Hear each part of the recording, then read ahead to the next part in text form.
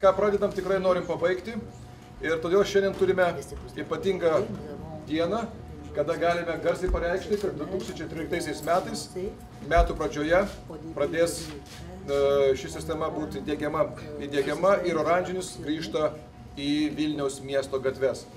Grįžta visai kitoks, grįžta saugus, su priežiūra, su techniniam parametrais, išbandytas jau Europoje. Ir Vilniaus mieste bus bendrai 300 plus 50 dviračių miesto centrinėje dalyje. Planas yra pridėtas ir 35 vietose bus galima dviratį paimti ir palikti.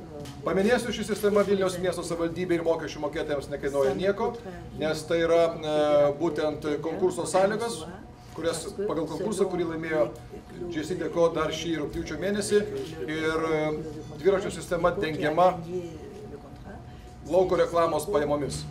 Ir šis projektas yra viena iš sudėtinių dalių ilgalaikės bendradarbiavimo sutarties tarp Vilniaus miesto savivaldybės ir JC Deco. Ši sistema, kur yra įdiegta, jinai ir prižiūrės, kas ima, nes galėsite pasimti dviratį tik su kreditinė kortelė arba su specialiai adaptuota Vilniečio kortelė. Taigi kiekvienas dviračio paėmimas bus identifikuotas su konkrečiu asmeniu. 1 valandą jūs galėsite pasimti ir važiuoti iš vienos vietos į kitą nieko nemokėdami, o 2 valanda kainuos 10 litų, 3 valanda 15 litų.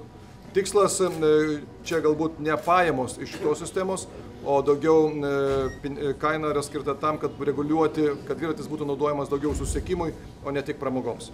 Be abejo, įgūdžius formuosime patys. Matysime, kaip sistema veikia, kokie pasiūlymai iš Vilniečių ir tiek.